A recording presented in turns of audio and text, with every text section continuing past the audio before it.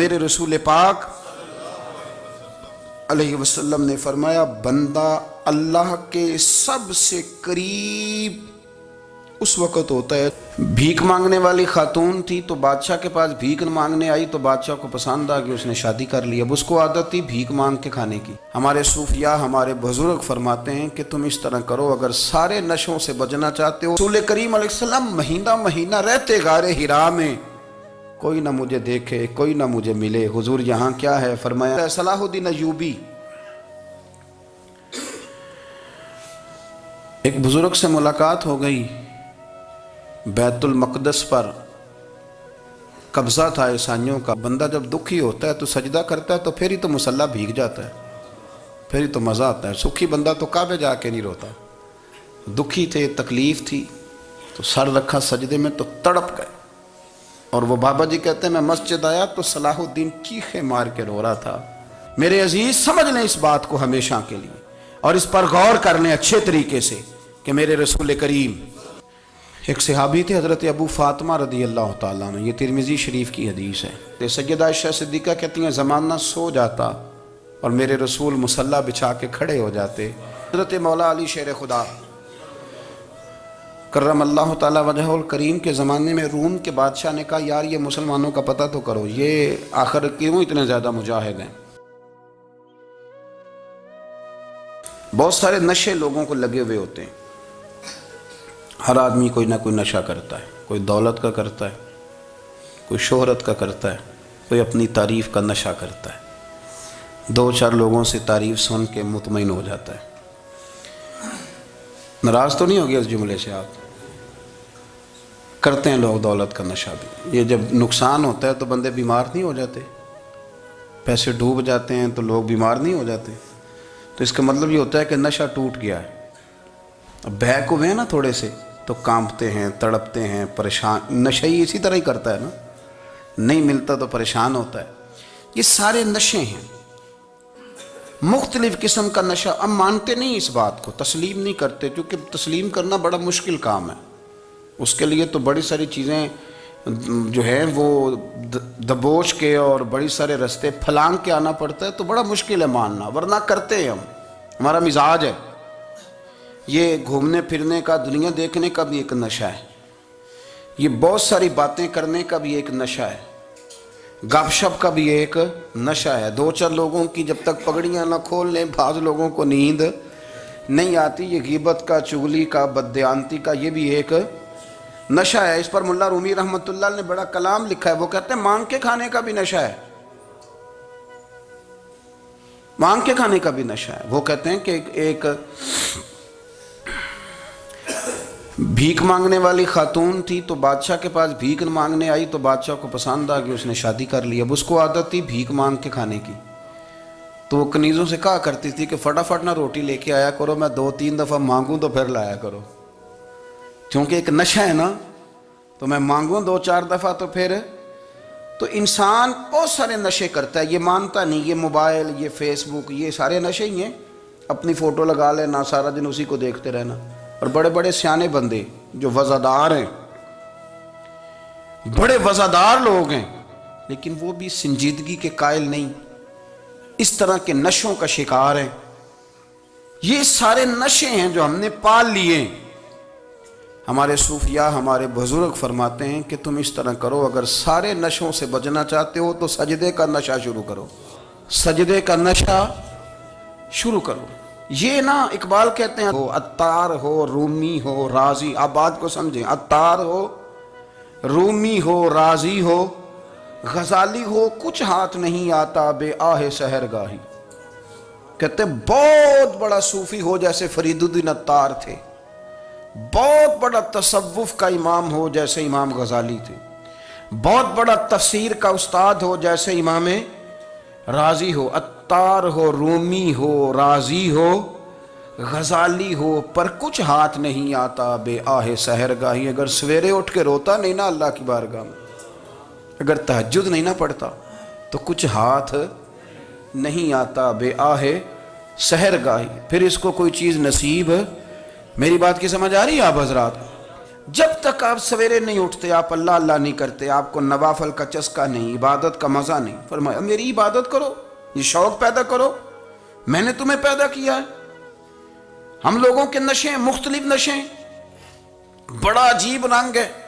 محفل کی صدارت کرنے والے بڑے پیر صاحب، بڑے القابات، بیچ میں سے بندہ تلاش کرنے سے بھی نہیں مل رہا، اتنے بڑے لقب ہیں اس کے، لیکن وہ ساج سنور کے 2.5 گھنٹے بیٹھا رہا محفل میں، اور نماز کا وقت آیا تو اس نے مختصر سی پڑھی، وہ نکل گیا، وہ ہلکے سے سجدے کیے۔ اتنا بڑا عشق رسول نعت کا، ہو کیا بات ہے، اور عشق رسول کا بہت بڑا پیغامبر، بہت بڑا مبلغ، اور بیچارہ سمجھ ہی نہیں سکا کہ اللہ کے رسول نے فرمایا تو نماز پڑھ میری آنکھیں ٹھنڈی ہو جائیں گی۔ تو یہ نشے کے عادی تو ہیں پر حقیقت کے قائل نہیں ہیں۔ یہ بس ٹھیک ہے، خوابوں کی دنیا میں لوگ زندہ ہیں، پر جن کو یہ جو نشہ تھا نا عبادت کا، یہ میرے رسول پاک کی چاہت ہے، یہ میرے نبی کریم علیہ السلام کی۔ آپ دیکھیں نا، حضور مہینوں جا کے غار حرا میں بیٹھتے تھے، کیا وہاں تبلیغ کرتے تھے؟ کوئی کتاب لکھتے تھے؟ رسول کریم علیہ السلام مہینہ رہتے غار حرا میں، کوئی نہ مجھے دیکھے، کوئی نہ مجھے ملے، حضور یہاں کیا ہے؟ فرمایا میں اپنے رب کی عبادت کروں گا۔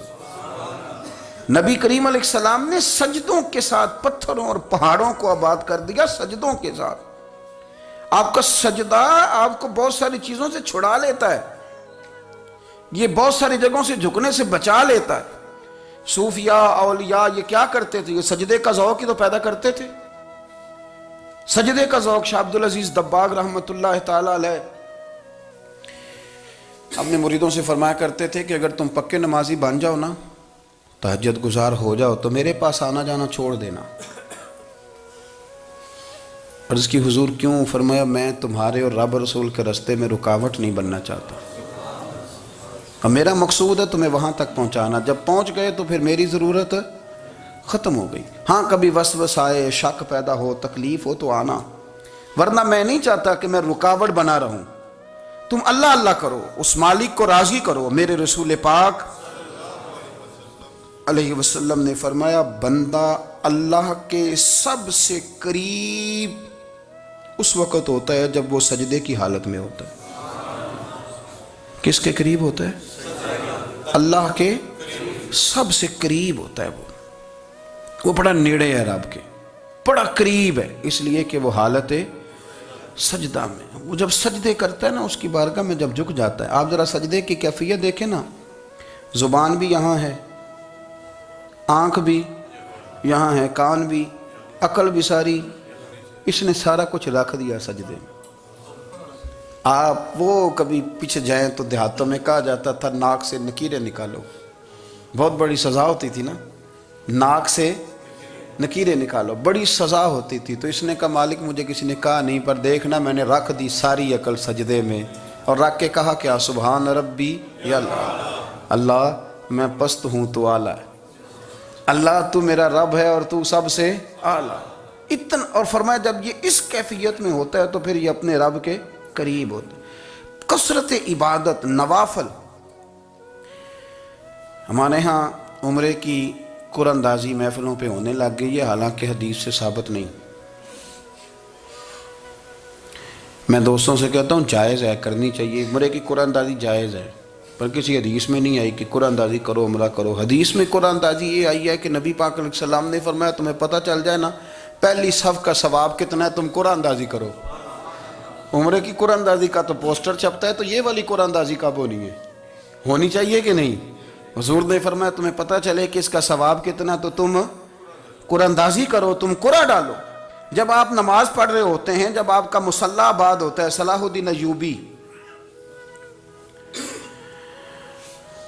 ایک بزرگ سے ملاقات ہو گئی، بیت المقدس پر قبضہ تھا عیسائیوں کا، تو صلاح الدین بڑے پریشان تھے۔ بابا جی کہنے لگے پتر کیا ہوا؟ کہنے لگے حضور پتہ چلا ہے دشمن کے 2 بحری بیڑے اسلحہ لے کے آ رہے ہیں، مسلمان پہلے ہی کمزور ہیں، اور اب اگر 2 بحری بیڑے اور آ گئے تو حضور مسئلہ بن جائے گا۔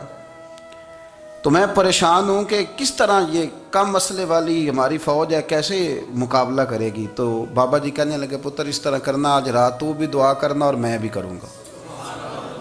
تو بھی دعا کرنا، آپ ناراض نہ ہونا، ہم تو پیروں والے ہیں، ہم تو پیروں کے نوکر غلام ہیں، ہمارا تو گزارا ہی نہیں، ہمیں تو ملتا ہے سارا کچھ وہاں سے. پر میرا سوال یہ ہے کہ تعویذ لینے جاتے ہو نفل کیوں نہیں پڑھتے؟ رات اللہ اللہ کیوں نہیں کرتے؟ یہ بھی تو ہمارے بزرگوں کا ہی طریقہ ہے، انہوں نے تو ہمیں سکھایا ہے. صلاح الدین ایوبی سے بزرگوں نے کہا کہ رات آج نا اللہ اللہ کرنا تو میں تیرے لیے دعا کروں گا، تو بھی دعا کرنا. تو بندہ جب دکھی ہوتا ہے تو سجدہ کرتا ہے تو پھر ہی تو مصلی بھیگ جاتا ہے، پھر ہی تو مزہ آتا ہے. سکھی بندہ تو کعبے جا کے نہیں روتا. دکھی تھے، تکلیف تھی، تو سر رکھا سجدے میں تو تڑپ گئے. اور وہ بابا جی کہتے ہیں میں مسجد آیا تو صلاح الدین چیخیں مار کے رو رہا تھا اور کہہ رہا تھا مالک میں کوئی اپنی شان کے لیے تو نہیں نہ لڑ رہا، اللہ کو میں کوئی قبضوں کے لیے تو نہیں لڑ رہا، مالک تیرے لیے لڑ رہا ہوں، مجھے بے آبرو نہ کرنا، میری مدد فرمانا.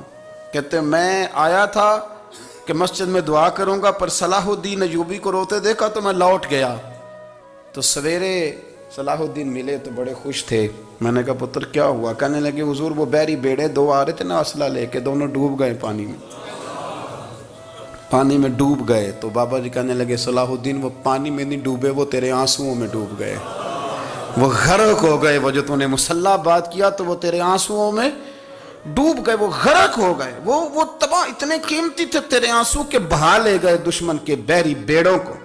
میرے بھائی ٹھیک ہو گیا جی، میرے عزیز سمجھ لیں اس بات کو ہمیشہ کے لیے اور اس پر غور کر لیں اچھے طریقے سے کہ میرے رسول کریم سید عالم صلی اللہ علیہ وسلم نے نا ہماری توجہ دلائی، حضور نے ہمیں بتلایا، ہمارا ذوق بڑھایا عبادت کی طرف.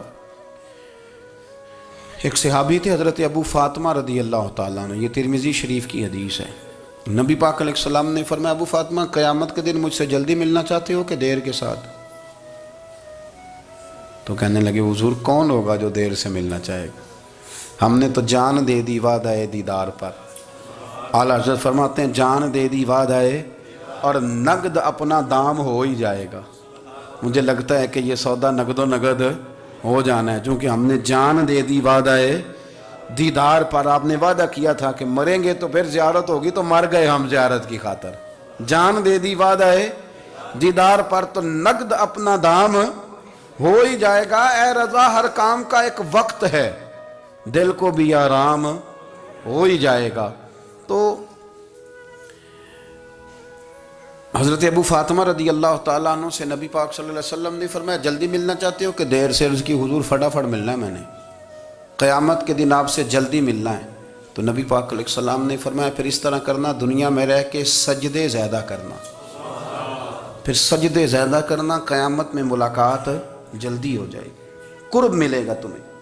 اپنے بچوں کے اندر دیکھیں نا ہم شوق پیدا کرتے ہیں، ہمیں صحیح لفظ نہیں بولنے آتے پر ہم بچوں میں شوق پیدا کرتے ہیں کہ پتر ڈاکٹر بن جائے گا تو بڑا نفع کرے گا، تو لوگوں کی خدمت کرے گا، ملک و ملت کی خدمت کرے گا، تیرے ابا کا نام روشن ہوگا، تیرے دادا کی تعریفیں ہوں گی. ہم یہ ذوق پیدا کرتے ہیں. ہم اپنے نوجوانوں کے اندر یہ فکر پیدا کرتے ہیں، انہیں ہم سمجھاتے ہیں کہ میاں جب تم پڑھو گے محنت کرو گے تو فلاں آدمی کی طرح تمہارا نام ہوگا. یہ جتنا ذوق ہم بچوں کے اندر ان چیزوں کا پیدا کرتے، ہمیں حکم ہے کسی طرح ہم ذوق پیدا کریں کہ پتر نماز پڑھے گا تو اللہ راضی ہو جائے گا، تو سجدہ کرے گا. دیکھیں نا میرے رسول کریم علیہ السلام نے فرمایا 7 سال کے بچے کو مسجد لے کے جاؤ، یعنی اسے شوق دلاؤ، اس کے اندر یہ خاصیت پیدا کرو کہ اس کا دل کرے مسجد میں جانے کا، اس کے اندر یہ خصوصیات لاؤ کہ وہ ہمارے ہاں نا ہر چیز کو پرموٹ کیا جا رہا ہے، ہر چیز کو یعنی سر سنگیت سکھانے کے لیے اکیڈمیاں بن گئی ہیں، ہر شے پرموٹ ہو رہی ہے. عبادت کا جذبہ کم ہوتا جا رہا ہے، اللہ اللہ کا ذوق ہمارے اندر نہیں رہا. اور اتنا مشکل ہم نے اپنے لیے بنا لیا ہے کہ وہ بندہ جو بڑی زبردست مذہبی گفتگو کر رہا تھا اور تگڑی بات کر رہا تھا، کیا بات ہے، لیکن نماز کے بارے میں کمزوری دکھا جاتا ہے، نوافل کے بارے میں وہ چپکے سے نکل جاتا ہے. امام احمد بن حنبل رحمۃ اللہ تعالی علیہ، مسند امام احمد بن حنبل 14 جلدوں میں ہے مارکیٹ میں، اور مجھے تو خیر پسند ہی بڑی ہے. میں نے کئی دفعہ پڑھی ہے، اور کیا بات ہے امام احمد بن حنبل کی، کیسے تگڑے قسم کے محدث تھے اور اللہ نے کتنا انہیں اعزاز عطا فرمایا ہوا تھا۔ یہ کوڑے بھی کھاتے تھے دین کی خاطر، سارا کرتا لہو سے بھر بھی جایا کرتا تھا، بڑا اعزاز والا شخص تھے، بڑے اعزاز والے۔ حدیثیں جمع کرنا، حدیثیں لکھنا، حدیث پڑھانا، سارا دن رہتے تھے۔ کہہ سکتے تھے کہ میں کر تو رہا ہوں کام، اور حدیث بھی موجود ہے کہ عالم عابد سے افضل ہوتا ہے، پر اس کے باوجود امام احمد بن حنبل رحمۃ اللہ علیہ 300 نفل فرض نمازوں کے علاوہ پڑھا کرتے تھے، 300 نوافل روز پڑھا کرتے تھے۔ ان کے بیٹے نے کہا ابا جی مکان خریدنا ہے تو کوئی جگہ کہاں کر کے لوں، بہت ساری آبادیاں، تو فرمایا پتر وہاں لینا جہاں مسجد قریب ہو۔ میرے رسول کریم سید عالم صلی اللہ علیہ وسلم اتنا پسند کرتے مسجد کو، اتنا پسند کرتے نماز کو، کہ رسول کریم صلی اللہ علیہ وسلم تہجد کی نماز بھی پڑھتے، پھر حضور فجر کی نماز بھی پڑھتے، نبی پاک وتر کو الگ کر کے پڑھتے، عشاء کے ساتھ نہیں پڑھتے۔ یہ تو ہم اس لیے اجازت دی ہمارے بزرگوں نے کہ بعد میں اٹھے گا کون علیحدہ وتر پڑھنے کے لیے، عشاء کے ساتھ پڑھ لے۔ وتر پڑھتے، تہجد پڑھتے، فجر پڑھتے، اشراق پڑھتے، چاشت پڑھتے، پھر مغرب کی نماز کے بعد 6 رکعت اوابین پڑھتے، پھر رات کو صلاۃ اللیل پڑھتے۔ سیدہ عائشہ صدیقہ کہتی ہیں زمانہ سو جاتا اور میرے رسول مصلی بچھا کے کھڑے ہو جاتے۔ او یار کھیتی باڑی کر کے نہیں، محنت مزدوری کر کے نہیں، جناب عائشہ کہتی ہیں میں یہ بھی دیکھتی کہ حضور ایک آیت شروع کرتے تو ساری رات اسی کو پڑھتے، اور میری نظر جاتی تو قدم مبارک پہ ورم آ جاتا۔ یار نماز پڑھ پڑھ کے، اتنی مشقت کر کے، اتنی جد و جہد کر کے ورم آ گیا، یا رسول اللہ اتنی محنت کیوں کرتے ہو؟ فرمایا افلا اکون عبدا شکورا، کیا میں اپنے رب کا شکر گزار بندہ نہ بنوں؟ صحابہ کا ذوق عبادتوں کا، ریاضتوں کا، تلاوتوں کا، طبیعت ہے ان کی، وہ ایک دوسرے کو، حضرت مولا علی شیر خدا کرم اللہ تعالی وجہ الکریم کے زمانے میں روم کے بادشاہ نے کہا یار یہ مسلمانوں کا پتہ تو کرو، یہ آخر کیوں اتنے زیادہ مجاہد ہیں؟ اس زمانے میں جاسوس بھیجنے کا مزاج تھا، اب تو جاسوس پکڑا جاتا ہے، اب تو جاسوس اور جاسوسی کا شوق ویسے آج بھی ہے۔